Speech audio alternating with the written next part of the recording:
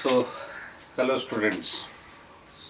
So, I'm going to discuss with all of you some very important topics of Indian economy for the prelims 2020.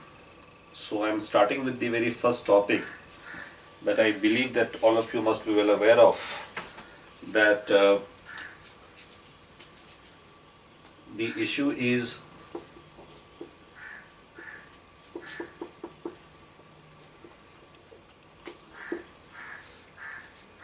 the bank merger. Now, bank merger is going to be a very important topic for all of you, especially in the context of its chronology and its related development. So, primarily speaking, that why this topic is important for all of you, because of last couple of years of development, in which what we see, the banks in 2019 and in 2020 also, they have been merged on the directives given by the Ministry of Finance of the Government of India. And today we have come down to only 12 public sector banks, which the number used to be 27 just a couple of years back. So 12 public sector banks, which actually has been created after 1st of April 2020, just a couple of days back. So indirectly, what we have to simply understand that first and foremost, that which all banks have been merged with which all banks in fact, and secondly, what actually has been the chronology of this bank merger. Alright, so let me give you the first detail, that on 1st of April 2020, as per the government's directives, the banks have been merged, and now we are going to have only 12 public sector banks.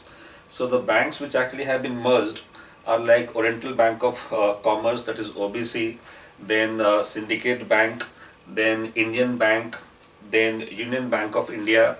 So these all banks actually have been merged. So they are completely factual details. So what I am going to do here, that the factual details would be uploaded on my Facebook page of Indian Economy by Amit Sinha, and the conceptual details will be discussed by me here in this particular video itself. Alright, so let me first and foremost discuss with you that what is this concept of bank merger, and secondly, why it is being done. See, bank merger is a concept where what we do, we amalgamate a few of the banks together, their entire assets, whether the good assets, the bad assets, all those assets are merged together, and then finally we create one stronger bank which could provide us a strong base of banking and other financial activities in our country. Now, this issue is not a new one, because since 1991 India's economic reforms, the bank merger has been always one of the most important reforms of the government of India, especially in the context of the banking and financial reforms of the new economic reforms of India after 1991. Starting with the Narsimhan Committee 2 of 1998. Now see, Narsimhan Committee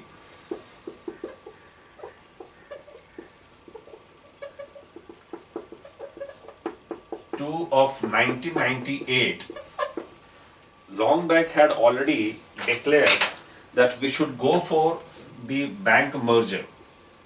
We should go for a bank merger in what sense? In the sense that we should create a hierarchical structure, a pyramidal hierarchical structure of the banking system in India to compete with the international banking system. Now, what Narasimhan Committee recommended, that we should have three-tier banking system, tier 1, tier 2 and tier 3. Now this three-tier banking system should represent India at international level, then of course the national level, and then third is the local level. So at three levels, we should create our banking structure in which the few of the banks from India should always be represented at the global scale. For example, let's say SBI, ICICI, HDFC. Now these are the banks which can have the potential, which actually have the potential to also represent themselves at the international levels, but definitely not to the context, not to the extent of the other banks of China, other banks of America, other banks of Europe. In their comparison, these banks, their assets are of course fewer, lesser than these all bigger banks. But nevertheless, This would actually have been recommended by the Simon Committee long back in 1998. And since then, this issue has been there with the government of India. Now, why the merger has been done of late, especially in 2017 and 2019 and 2020. Now, in 2017, the State Bank of India was merged with other subsidiary banks, which included even Bharatiya Mahila Bank and other banks like the State Bank of Jaipur, State Bank of Patiala. These all banks actually got merged together in 2017. Similarly, in 2019, the banks like Vijaya Bank, Dena Bank, they also got merged. They merged with Bank of Baroda. Alright.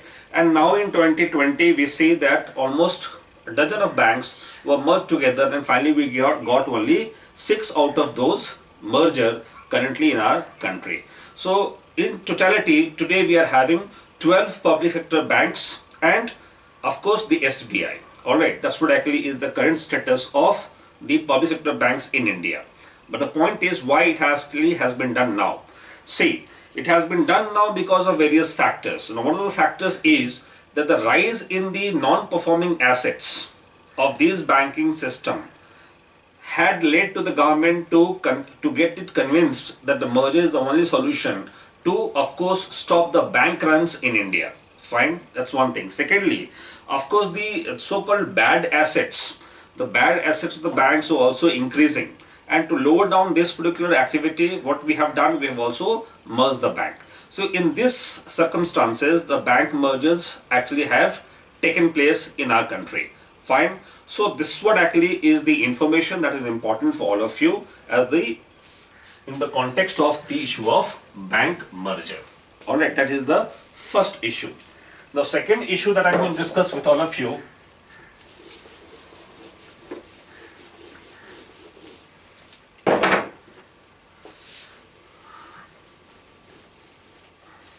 would be another very important terminology with the banks only, that is the concept of shadow banking in India.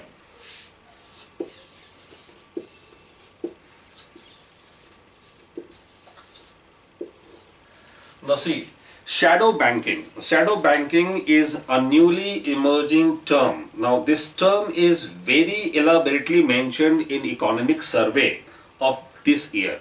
So economic survey of this year has very clearly mentioned about a term called the shadow banking. Now what is shadow banking? See, we have two types of financial institutions in our country. One is the banking institutions, another one is the non-banking institutions. Fine.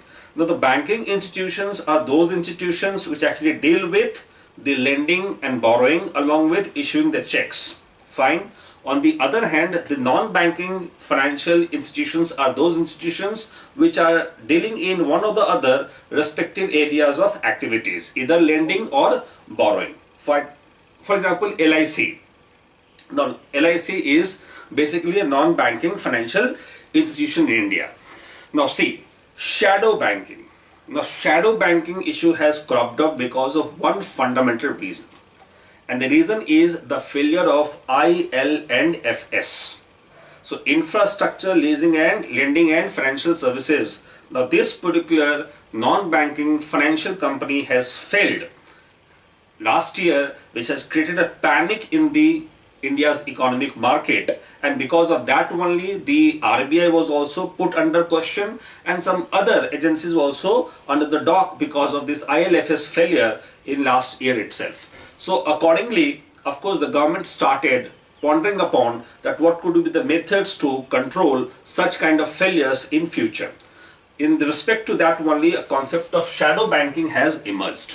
Now, what is shadow banking? Now, shadow banking are those financial institutions which are not purely functioning as a banking institution in India. However, they are dealing with some of the other banking functions, but they cannot be called as a pure banking institution in India. Alright? Indirectly, they are the non-banking financial companies. They are the non-banking financial companies or institutions working in India. Now, to control them, the RBI has been instructed by the government to monitor the functioning of these non-banking financial companies also, and in that context only, whatever legal, institutional and other structural changes are to be done, are required to be done, must be done as early as possible. So in respect to that only, a concept of shadow banking has emerged in India. That is the concept of shadow banking. The material on that would be given to you on my Facebook page. You can download from there itself. Okay, that is the second concept. Third is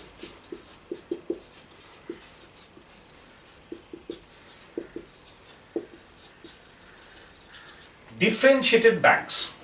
Now, differentiated banks are those banks which cater a particular you can say targeted area of course customers or area of economic activities.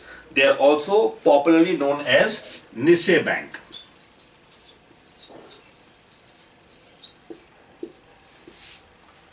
They are also popularly known as niche banks. So these are the banks which actually cater a particular customer which may be belonging to, let's say, unorganized sector or maybe some organized sector, but depending upon a particular customer, their requirements, these banks are actually created. For example, payment bank. Now, payment bank is a very popular term that you all must be well aware of. So obviously payment bank is one of the concepts of differentiated banks. Fine. So of course differentiated banks also need to be promoted to actually increase the concept of financial inclusion in India, and we all know about this particular concept, especially in the context of the committees recommended, like PJ Nayak committee recommended long back in 2013 only, that we have to promote such kind of concepts also in India to improve our financial inclusion. So that is the differentiated banks. Alright, so a material on that will be also given to you in a printed form. Fine. Then we have the fourth one, which is very important for all of you, that is merchant discount rate, MDR. Now MDR is one of the most important topics for all of you for this year's prelims. Why? Because now this issue has cropped up, especially in the context of the promotion of digital economy in India. Now see, after the particular incident of demonetization, the government started promoting, of course, the process of so-called digital economy in India, digital transactions in India. But we all know that while conducting a digital transactions, of course, some additional charges also charged by the of course the service provider banks from a particular shop. So people were hardly finding this very much, you can say, encourageous, very much motivational to pay the money through digital transactions while paying some additional charges also for a particular product. Obviously, very few people were very fond of paying in that particular format. So in that way, digital economy was not getting promoted. Therefore, the government had decided through the RBI. So finally RBI had to decide, take a call on that. So RBI has finally provided the concept of merchant discount rate. So here RBI has directed all the service provider banks not to charge any additional charges on the digital transactions. So it will actually promote more and more, of course, digital economy in India. That is what actually has been the concept of merchant discount rate. Of course, the written material on that will also be given to you in the, of course, in the soft copy itself. Alright, so you can download it from my page itself. Fine. So we'll keep it short here, and again I'll resume my discussions on some other topics. Alright, so we have to cover at least more than 15-20 topics today itself. Alright, see you shortly. Thank you.